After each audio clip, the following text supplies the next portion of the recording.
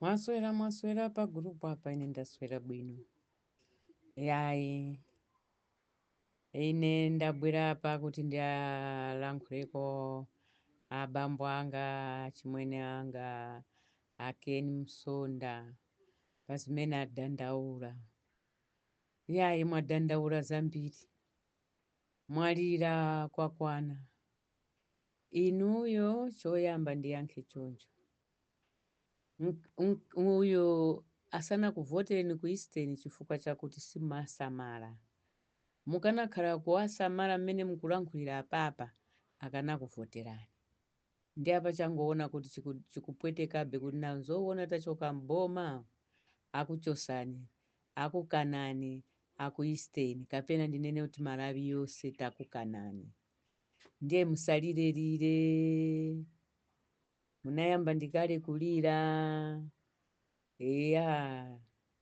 Inu mukuti yayi chimanga chachoka ku Zambia kaya fuelu iyi tinaipanga ndife.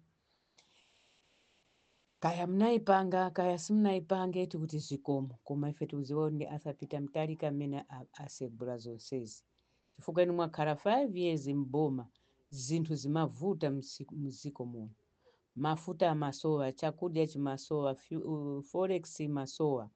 Ndiye kaya sindikuziwa kuti kaya mkuti mmapanga chani kaya.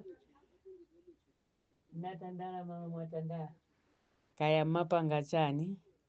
Fuka mukanakhala wopanga bwino bwezi mtapitirira. Temu ya munthu ndi 10 years. Ndiye inu kuti tikuchoseni nsanga. Ndiye kuti muziwe kuti yayi sizinali bo. Sizinali bwino lopang'ono Akeni Msonda. Mmene mwanenera kuti mukapuma inu kapumeni Mulungu akudaliseni. Eya, funso limene mwafunsa lokuti ndaphindula chani. Funso labwino kwambiri. Munthu kapena sabwe yoyenda imakumana ndi chala. Munthu woyenda kumene apite kwa ukapezana ndi zina zokhoma. Inu Akeni Msonda mwanena mwekha nokha kuti mwagwira ntchito nda Profesa Bingu, mwagwira ntchito nda Mai Joyce Banda, a President mwagwira ntchito ndi a President asopanowa, a Arthur Peter Mtalika, mwagwira ntchito nda Chakwera. Kangati a Bingu, a Joyce Banda, a APM, a Chakwera 4 presidents. Ndiye palibe mmene anakuganizirani kuti angakupangeni bwanji muzakumbukira chani pa mukasiya ndale kapena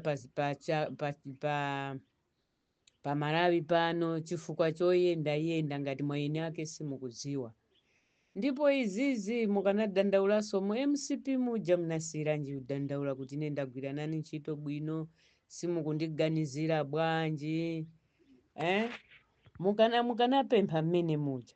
Sono mukupempha mu DPP. Pakuti a president athu Arthur Peter Mtalika ni munthu wopemphera ni munthu wachifundo. Mwina kumvani. Koma ana ake ife timarwa nawo nkhondo siku lililonse tinali nawo pamodzi mmene anaziperekera kuti Amalawi ineyo mmene mkulu wanga atisiyira sindikutayani ndikhala nanu. Nafeso tinavomereza takhala nawo mpaka pano koma inu munathawa. Inu munathawa mangoti kukulowera chimene mmafuna chinthu chimene mwachipeza. Ndithu bambo Msonda mtumbuka nzanga mwana wa pamulowe.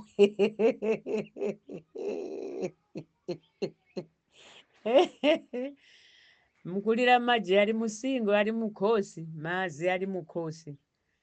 Aya Akeni Msonda mwavesa chisoni. Mpaka kulira kongo zonse kuti ine banja langa lapindula chani, ana anga apindula chani, abale anga apindula chani. Mafunso amenewo mukanakhazikika mu DPP akanakuganizirani. Koma inu mwawerenga nokha zipani zingati 4 ma president 4.